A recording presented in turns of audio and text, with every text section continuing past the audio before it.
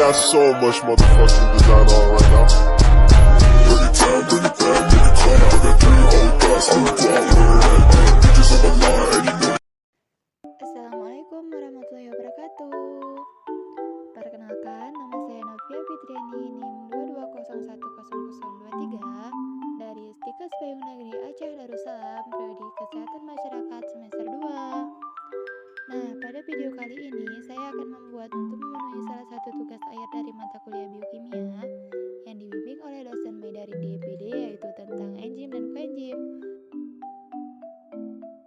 Pengertian enzim. Enzim adalah biomolekul yang berfungsi sebagai katalis atau senyawa yang mempercepat proses reaksi tanpa habis bereaksi dalam suatu reaksi kimia. Contoh gambar enzim.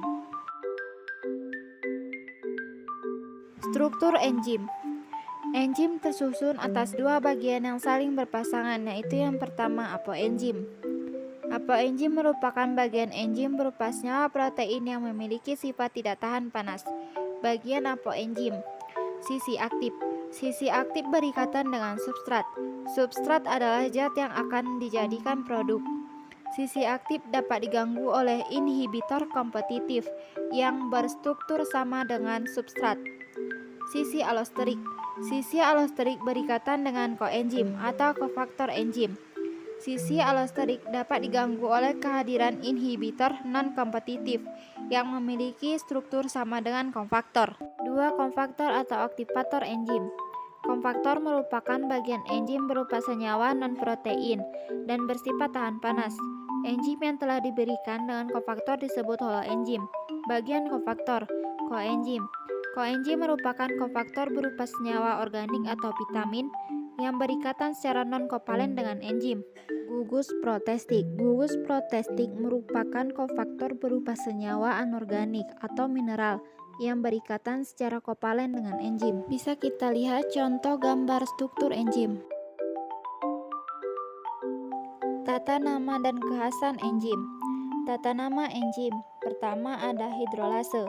Hidrolase merupakan enzim-enzim yang menguraikan suatu zat dengan pertolongan air. Bagian hidrolase. Karbohidrase, yaitu enzim-enzim yang menguraikan golongan karbohidrat, misalnya seperti amilase, maltase, sukrase, dan laktase.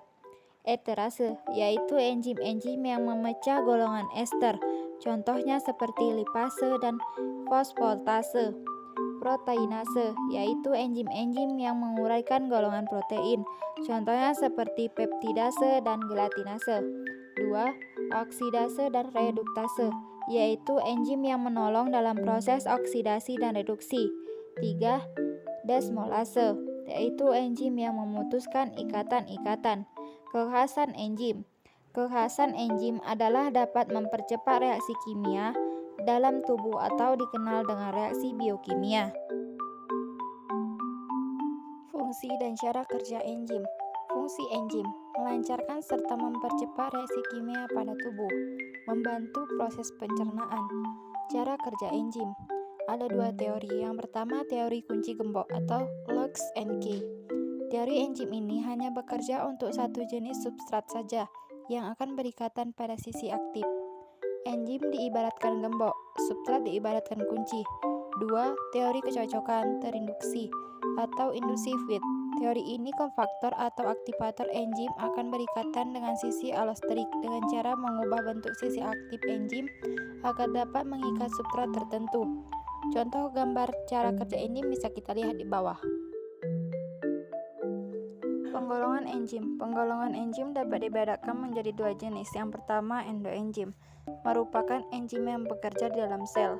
2. Eksoenzim, adalah enzim yang bekerja di luar sel. Contoh gambar penggolongan enzim bisa kita lihat di bawah. Faktor-faktor yang mempengaruhi kerja enzim. Yang pertama ada temperatur enzim tersusun dari protein. 2. Perubahan pH enzim juga sangat terpengaruh oleh pH. 3. Konsentrasi enzim dari substrat. 4. Inhibitor enzim. Pengertian koenzim. Koenzim merupakan kofaktor berupa molekul organik kecil yang mentransport gugus kimia atau elektron dari satu enzim ke enzim lainnya. Koenzim merupakan sebuah zat yang bekerja dengan enzim untuk memulai atau membantu fungsi enzim. Contoh gambar koenzim bisa kita lihat di bawah. Fungsi dan cara kerja koenzim. Fungsi koenzim. Pertama, untuk menentukan sifat yang ada dalam reaksi yang berjalan sebab koenzim memiliki peran dalam transport elektron yang terjadi antar enzim. 2. Sebagai kofaktor dengan enzim dalam meningkatkan berbagai reaksi metabolisme. 3. Sebagai pembawa sementara produk setengah reaksi. Cara kerja koenzim.